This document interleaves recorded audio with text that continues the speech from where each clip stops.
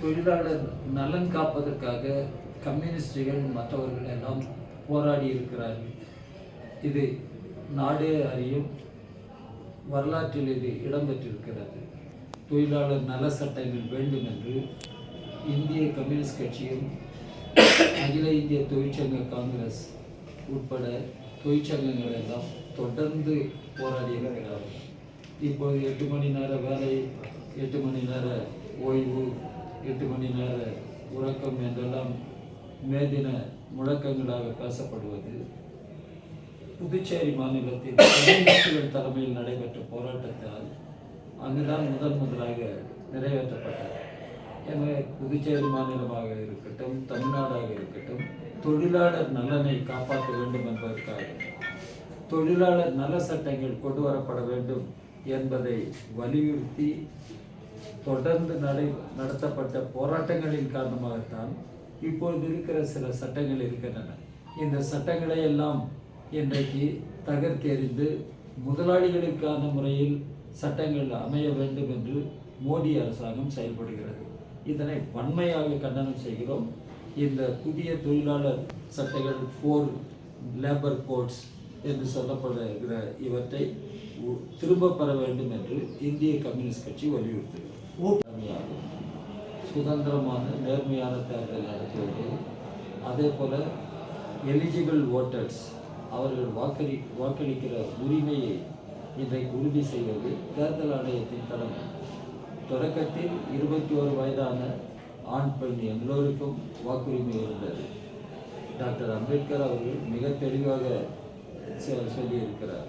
எந்த விதமான பாகுபாடுகளும் இல்லாமல், ஜாதியின் பெயரால் பாகுபாடு, கல்வி தகுதியின் பெயரால் பாகுபாடு எதுவும் இல்லாமல் 21 வயதான அனைவருக்கும் வாக்குரிமை உறுதி செய்யப்பட வேண்டும். இது அடிப்படை அரசியல் சட்ட உரிமை என்று அன்றைக்கு சொல்லப்பட்டது. தொடர்ந்து பல்வேறு மாற்றங்களின் காரணமாக எங்களுடைய கட்சியே கோரிக்கையை முன்வைத்து போராடிய காரணத்தினால்தான் 18 வயதான அனைவருக்கும் வாக்குரிமை வந்திருக்கிறார். எனவே 18 வயதான அனைவருக்கும் வாக்குரிமையை உறுதி செய்வது தேர்தல் ஆணையத்தின் பொறுப்பு. அவர்களை வாக்களிக்கிற உரிமையை பறித்துவிடக்கூடாது. இப்படிதான் பீகார் மாநிலத்தில் வாக்குரிமை பறிக்கப்பட்டது. அதனை எதிர்த்து கண்டன இயக்கம் நடைபெற்றது. இப்பொழுது மாநில அரசுகளே, தமிழ்நாடு அரசு இதனை கேள்வி கேட்டிருக்கிறது, கேரளா அரசு கேள்வி கேட்டிருக்கிறது, மேற்கு வங்க அரசு கேள்வி கேட்டிருக்கிறது. தேர்தல் ஆணையம் எப்படி நடந்து கொள்ள இருக்கிறது என்பதை பொறுத்திருந்து பார்க்க வேண்டும். மத்திய அரசு கொண்டு வந்திருக்கிற புதிய தொழிலாளர் சட்டம், இந்த புதிய தொழிலாளர் சட்டங்களை இந்திய கம்யூனிஸ்ட் கட்சி வன்மையாக கண்டனம் செய்கிறது. அவற்றை திரும்ப பெற வேண்டும் என்று வலியுறுத்துகிறது. ஏற்கனவே இந்தியாவில் மைய தொழிற்சங்கங்கள் அனைத்தும் ஒரே கருத்தாக இன்றைக்கு இந்த சட்டங்களை எதிர்த்து வருகிறார்கள். அதே போல் விவசாயிகள் அமைப்புகளும் இந்த சட்டங்களை எதிர்த்து வருகிறார்கள். பாராளுமன்றம் கூட இருக்கிறது. நாளைய தினம் நாடாளுமன்ற குளிர்கால கூட்டத்தொடர் தொடங்குகிறது. இந்த குளிர்கால கூட்டத்தொடரில் நாடாளுமன்றத்தில் இது ஒரு பெரும் பிரச்சனையாக எழுப்பப்படும். இந்திய கம்யூனிஸ்ட் கட்சி, இடதுசாரி கட்சிகள், மற்ற மதச்சார்பற்ற ஜனநாயக கட்சிகள் எல்லாம் இந்த சட்டங்களை திரும்ப பெற வேண்டும் என்று வலியுறுத்தி குரல் கொடுக்க இருக்கிறார். ஆனால் ஒன்றிய அரசு என்ன செய்யும் என்பதை பொறுத்திருந்து பார்க்க வேண்டும்.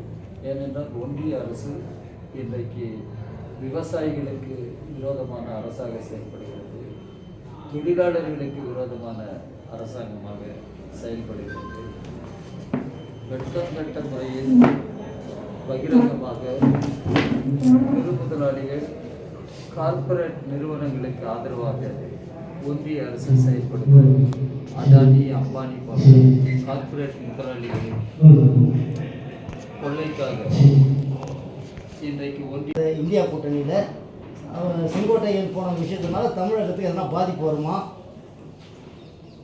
இன்றைய சூழலில் திராவிட முன்னேற்றக் கழகத்தின் தலைமையில் மதச்சார்பற்ற ஜனநாயக கட்சிகளின் கூட்டணி செயல்பட்டு வருகிறது. இது இன்றைக்கு தேர்தல் களத்தில் மிக வலுவான ஒன்றாக இருக்கிறது. அடுத்த தேர்தலில் பெரும்பான்மையை பெற்று ஆட்சி அமைக்கக்கூடிய வல்லமை திராவிட முன்னேற்றக் கழகத்தின் தலைமையில் இருக்கிற இந்த கூட்டணிக்கு தான் இருக்கிறது.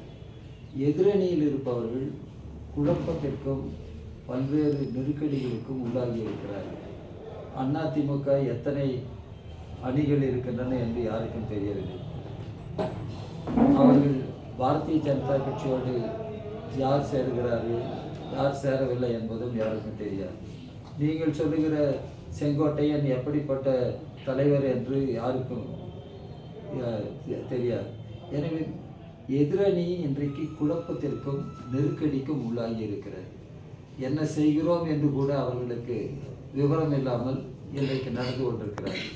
இன்றைக்கு தேர்தல் களம் என்று எடுத்துக்கொண்டால் திராவிட முன்னேற்றக் கழகத்தின் தலைமையில் திரு ஸ்டாலின் அவர்கள் தலைமையில் அமைந்திருக்கிற இந்த அணிதான் இன்றைக்கு மக்கள் முன்னால் ஒரு தெளிவான கொள்கையோடும் மிகுந்த நெருக்கமான உறவுகளோடும் இருக்கிற வெற்றி பெற இருக்கிற ஒரு அணியாக இருக்கிறது என்பதை நாம் புரிந்து கொள்கிறோம்.